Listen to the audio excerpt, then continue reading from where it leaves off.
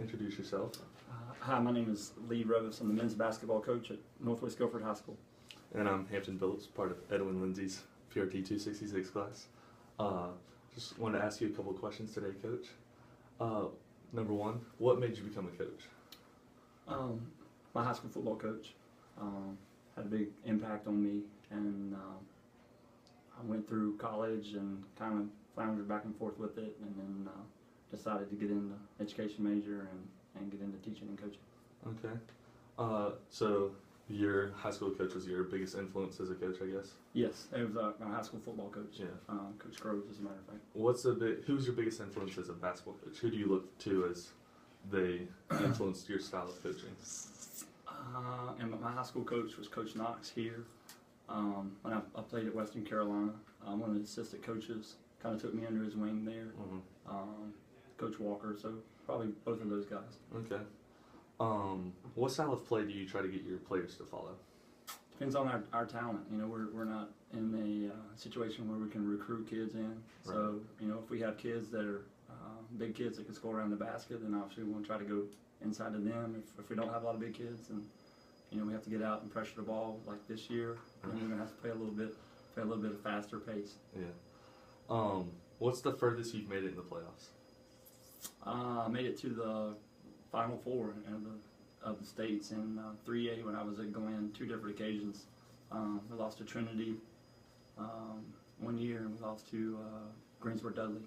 And Trinity lost in 2009, and Greensboro Dudley, it was 2006, I think. Okay. What's your greatest memory as a coach? Oh, greatest memory as a coach.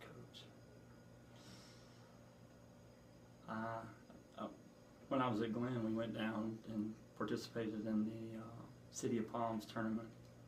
Just the whole environment, it's different from what we've had up in this area. Just because a lot of national teams, and it was ESPN, that kind of thing. So it was a real big deal. That's cool. What's your belief on multiple sport athletes? Love it. I think we need more of them. Mm-hmm. It keeps the kids involved. So many people and their parents were putting them in a particular sport early, and they start at 5 and 6 years old, and they play that one sport, and by the time they get to high school, they're burnt out. Mm-hmm. And it just helps you become a more well-rounded person. Okay. In what ways do you get your players to become active in the community? Just as a team, you know, try to do some different things. We have a camp where they're involved. We do some community reading with the different elementary schools. They also have some guys that officiate at the rec leagues in that kind of way. Okay. What's your philosophy on discipline? You do what you're supposed to do. And everything else falls in place. Everything else falls in place. Yes. Yes, sir. Yes. How do you prepare as a coach in the off season? The game is ever evolving. If you feel like you know it, then you're behind. So, you know, there's always things you can learn. Like I said earlier, there's sometimes you have different kids, so you have to, you know, coach different styles. Right. You just have to keep an open mind, and you can't invent the wheel, but you can definitely steal it. So you try to steal ideas and find different ideas of how to do things. Okay. How do you handle tryouts and cutting players? Not very well. Generally, we'll have anywhere from 80 to 100 kids per year try out. We'll give generally 2 days, and then we'll have a cut. You know, we'll shoot layups, so you can dribble the ball. Who can shoot? You know, we'll shoot some, and then we'll spend some time playing, and then we'll generally try to get it down to, you know, 35 or 40 kids for the 9th grade, the JV, and the varsity. So it's 3 different teams. So we can give everybody, the kids that have a little more potential, give them a better look. How has coaching affected your life? I've always done it, so I really don't. Mm-hmm. You know, I've played sports. I was in sports. Right. I've been involved with it. Just accustomed to it being your lifestyle. Yeah, it is. It is my life, I guess. You know, I am now married and have a 6-year-old, which you know, changes your philosophy when those kind of things happen. Right. Your priorities, I should say. Yeah. So, but it's what we do. What are your coaching goals for the future in 3, 4 years? Just to try to, help the kids that we're working with be the best they can be, personally and as an athlete. Okay. Switching it up a little, what's your worst memory as a coach? Bad loss, something like that. Worst memory. Probably losing to Dudley in that first semifinal game. Felt like you could go further. Well, we had the opportunity. We were in the game, and William Graves played at Carolina, hit a 3-pointer falling out of bounds with about a minute and a half to go, but it went in, and that was a huge momentum. So it went from we were up 2, they were up 1. We turned it over. Yeah. They're up. So and it kind of snowballed from that point. We had to foul. Ended up losing about 6 or 7. That one hurt for a while. Yeah. And Z played great defense on him as well when he's falling out of bounds. So yeah, it was a tough shot. Yeah, one of those wasn't meant to be. Yeah. Right. Miracle shots. What's your philosophy on playing time? Does grades, athleticism?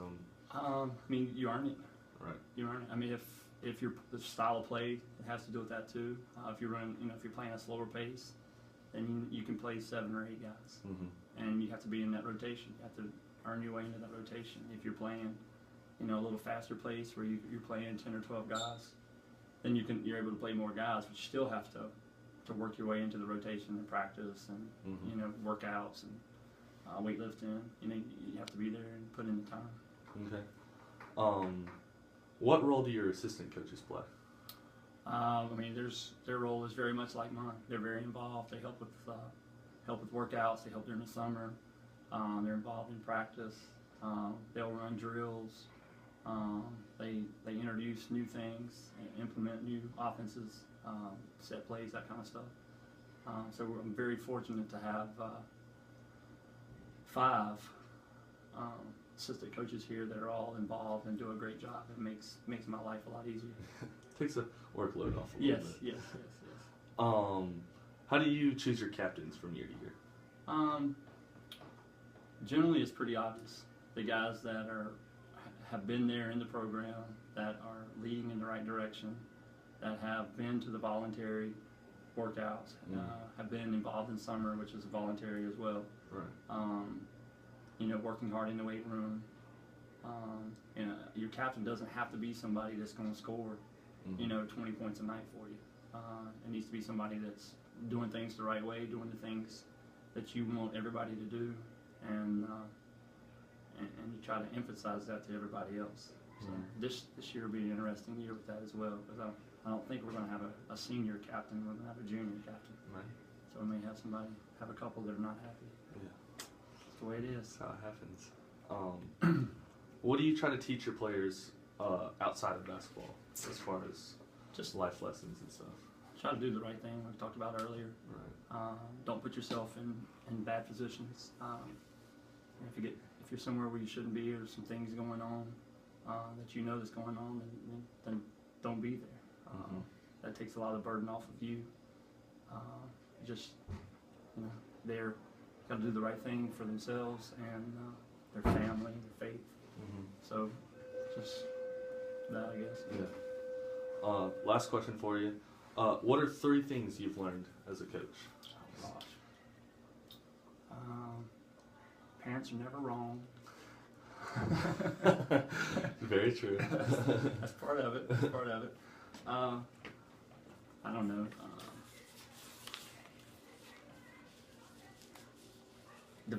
I guess one of the hardest things is just defining and accepting roles as far as basketball wise. Getting people to buy into their role and then be a star in their role. Right. And they got to understand that, if you do one thing well and you do that very well, you're going to get positive attention. Right. For that. And then the first thing I think about parents was true of just learning how to deal with parents and their expectations and their goals for their children. It's probably it's ever evolving, because they're changing as well as I. The third thing, I don't know, so many. I'll cut it off at 2. Yeah, Cut it okay. off at 2. That's all right. All right. Well, I appreciate your time, Coach. No problem. Thank you.